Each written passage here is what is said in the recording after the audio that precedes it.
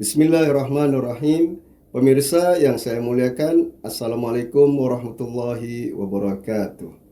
Alhamdulillahirabbil alamin, wassalatu wassalamu ala sayyidil mursalin abil qasimil mustafa Muhammad wa ala alihi at-tayyibin at-tahirin wa ashabihi al-mayamin. Pada kesempatan yang lalu telah kami sampaikan mengenai bahwa menangisi Al-Husain atau menangis atas musibah yang menimpa Abu Abdillah Al-Husain, cucu Nabi Shallallahu Alaihi Wasallam, bukanlah perkara bid'ah. Sebab orang yang menangisi Al-Husain merasa sedih dan berduka atas musibah yang menimpanya di dalam sejarah pada 14 abad yang lalu adalah karena cinta kepada beliau. Dan telah kami sampaikan pada kesempatan yang lalu riwayat yang menceritakan tentang Khalifah kedua Umar bin Khattab yang menangis atas musibah yang menimpa Nabi Yakub alaihissalam ketika kehilangan putra kesayangannya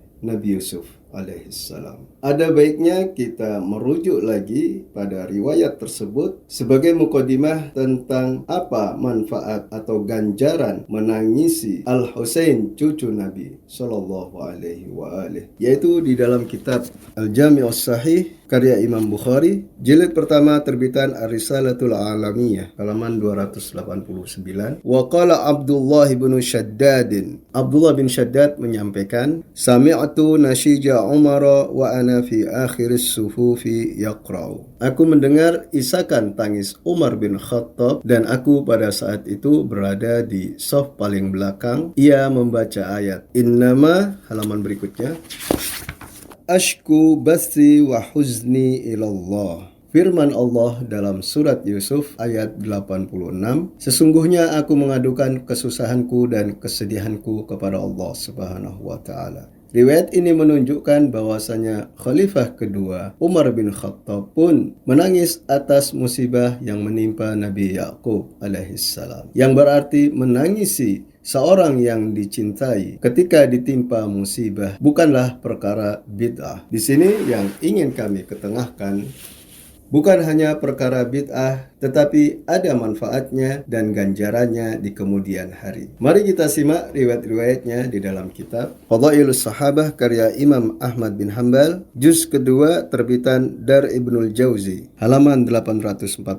Imam Ahmad bin Hanbal di dalam kitabnya ini membawakan sebuah riwayat nomor 1154. Abu Bakar Al-Qati'i berkata, Haddatsana Ahmad bin Israil. Qala, Ahmad bin Israil menyampaikan, Ra'aitu fi kitabi, di halaman berikutnya, Ra'aitu fi kitabi Ahmad bin Muhammad bin Hanbalin rahimahullahu bi khatti yadihi. Aku melihat di dalam kitab Ahmad bin Muhammad bin Hanbal, semoga Allah merahmatinya, dengan tulisan tangannya sendiri, Haddatsana Aswad bin Amirin Abu Abdurrahman. Aswad bin Amir Abu Abdurrahman menyampaikan, Haddatsana Rabi' bin Mundhirin an abihi qala. Dari Rabi' bin Mundhir ia menyampaikan dari ayahnya yang berkata, Kana Husain bin Ali yaqulu. Husain bin Ali pernah mengungkapkan, Man dama'ata ainahu fina, siapa yang kedua matanya meneteskan air mata karena kami. Au qatarat ainahu fina qatratan, atau kedua matanya meneteskan setetes air mata mengenai kami, athwahullahu azza wa jalla al-jannata, maka Allah Subhanahu wa taala menempatkannya ke dalam surga. Diterangkan di dalam riwayat ini bahwasanya menangis atas musibah yang menimpa keluarga suci Nabi Sallallahu Alaihi Wasallam, dan salah satunya adalah Al-Husain cucu Nabi, maka ganjarannya adalah surga dari Allah Subhanahu wa taala. Kemudian mengenai keautentikan hadis tersebut, muhakkik kitab ini Wasiullah bin Muhammad Abbas, dosen Universitas Ummul Qura di Makkah, menilai riwayat tersebut, Ahmad bin Israila Syekhul Qati'i lam ajidhu wal baquna thiqatun. Perawi hadis ini yang bernama Ahmad bin Israil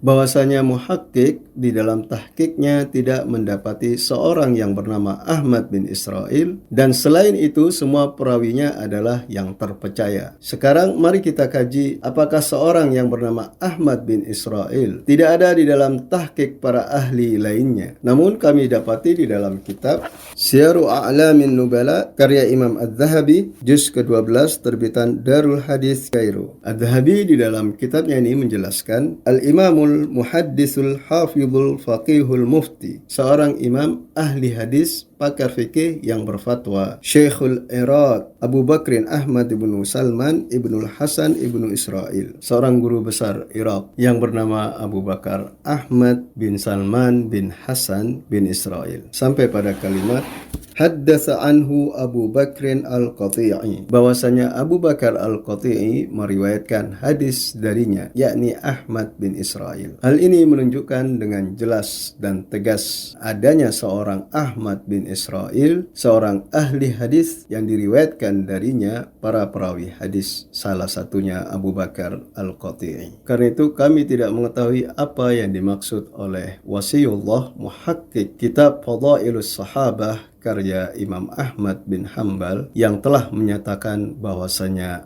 Ahmad bin Israil adalah sosok yang tidak didapatinya. Namun kami mendapatinya di dalam kitab Syiar A'lamin Nubala karya Imam Az-Zahabi yang telah kita simak tadi. Dan mengenai hadis tersebut yang dibawakan oleh Imam Ahmad bin Hambal juga terdapat di dalam kitab Dakhairul Uqba fi Manaqib Dawil Qurba karya Allama At-Tabari terbitan Darul Kutubil Ilmiyah Beirut, halaman 29. Anir Rabi' bin Mundir an abihi qala. Riwayat dari Rabi' bin Mundir dari ayahnya yang menyampaikan hadis Husain bin Ali radhiyallahu anhuma yang isinya sama dengan hadis yang telah dibawakan tadi, akhrajahu Ahmad fil Manaqib, yang dibawakan oleh Ahmad bin Hambal di dalam Manaqib, yakni kitab Fadailus Sahabah. Dari apa yang telah kita simak tadi, dapat kita simpulkan bahwasanya pertama, menangisi Al-Husain, cucu Nabi, karena musibah yang menimpanya bukanlah perkara bid'ah, dan bukan hanya itu, bahkan membawa manfaat di kemudian hari yang ganjarannya adalah surga dari Allah Subhanahu wa taala. Demikian yang dapat saya sampaikan, semoga bermanfaat. Wabillahi taufiq wal hidayah. Wassallallahu ala Muhammad wa ali Muhammad.